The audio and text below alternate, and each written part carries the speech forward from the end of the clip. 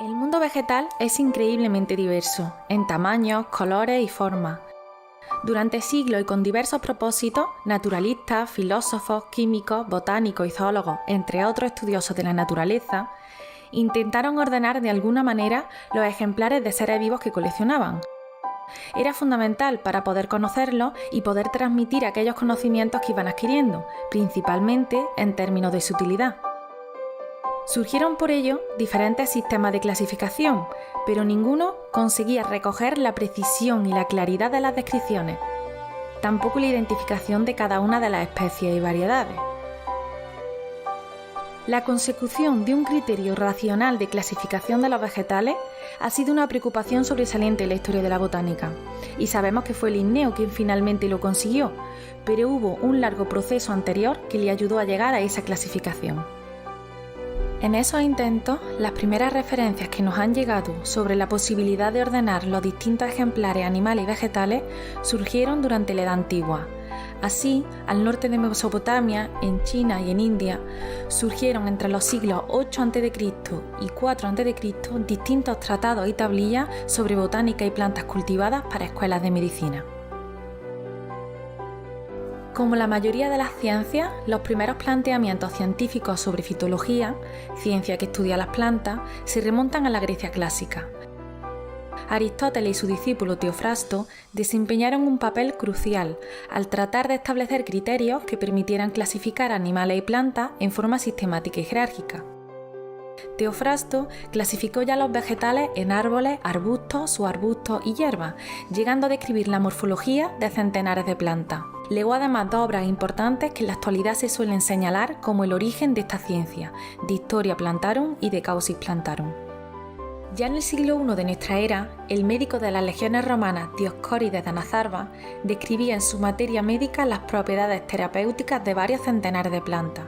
Su obra, de notable carácter empírico, alcanzó gran difusión y extendió su influencia más allá de la Edad Media. En aquellos tiempos se utilizaban largos polinomios para describir las especies. Por ejemplo, Carlina acaule unifloro florae breviore para la actual Carlina caulis. Con la caída del Imperio Romano en el siglo V y el oscurantismo de la época visigoda, todos los avances alcanzados en la antigüedad clásica quedaron en el olvido, por perderse o ignorarse buena parte de los legados durante la Baja Edad Media.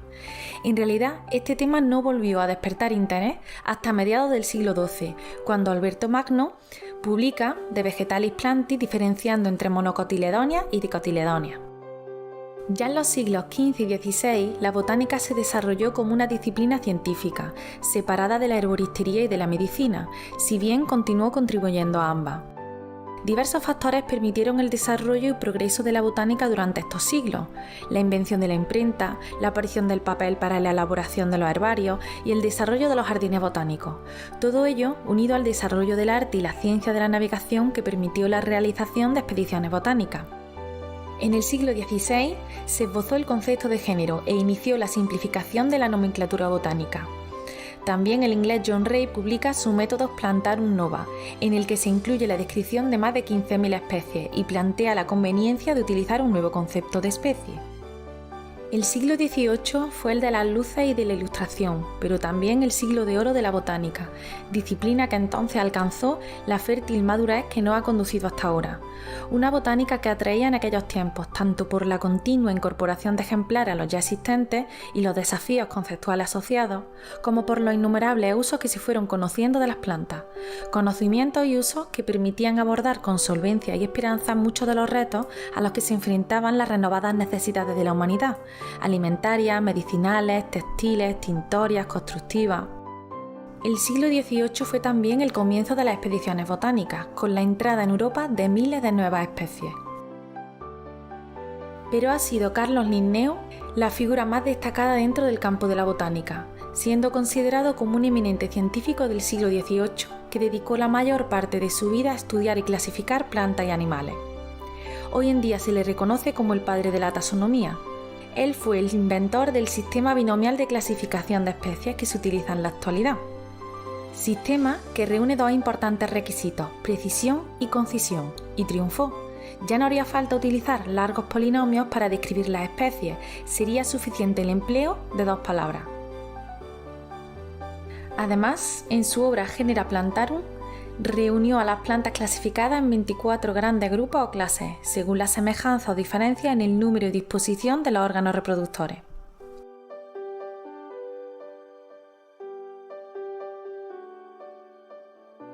El sistema sexual de Linneo, fundado en una clasificación artificial, se basó en un determinado carácter y en ideas sencillas y absolutas sin más fin que el de poder llegar a determinar una especie. No obstante, el mismo Linneo notó las fallas de su sistema y trató de buscar en vano nuevas alternativas. Su concepto de la constancia en la morfología de cada especie fue un obstáculo obvio a la hora de lograr establecer un sistema natural, ya que esa concepción de la especie negaba la existencia de las variaciones naturales, esenciales en el desarrollo de un sistema natural. Esta contradicción permaneció durante mucho tiempo y no fue resuelta hasta 1859 con la obra de Charles Darwin. Y llegamos a las clasificaciones naturales durante los siglos XVIII y XIX, cuando el sistema de Linneo fue mejorado especialmente por estudiosos franceses, como Michel Aronson, Bernard de Jussieu y especialmente su sobrino Antoine Laurent, además de otros muchos autores que desde entonces han tenido más o menos protagonismo realizando diferentes clasificaciones o modificando las ya existentes.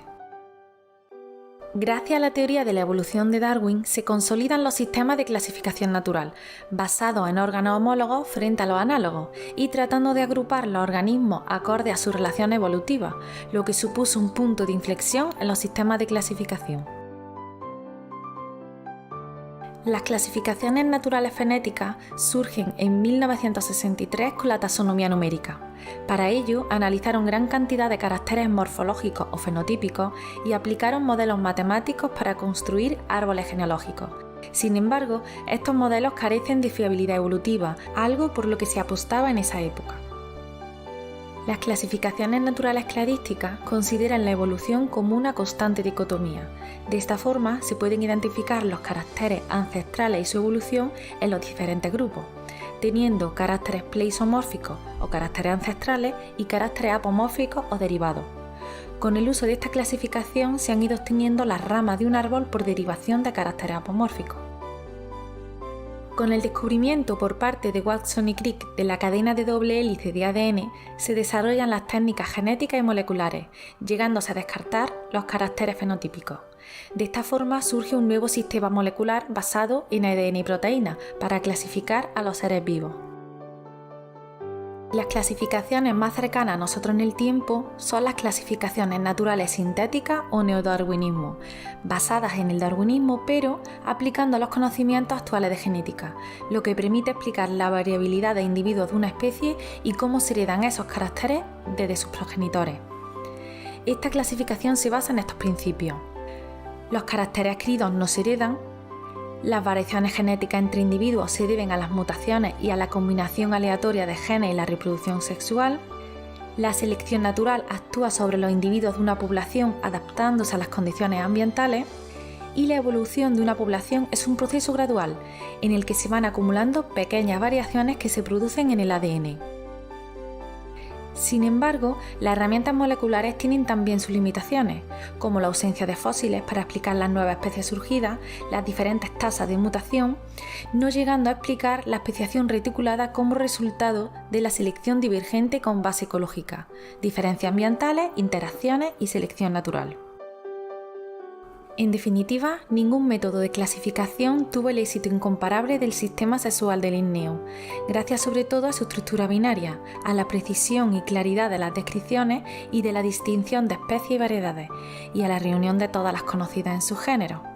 Sin embargo, la sistemática, es decir, la encargada de clasificar las especies a partir de su historia evolutiva, aún está en discusión y sigue avanzando y complementándose a medida que aprendemos de la naturaleza.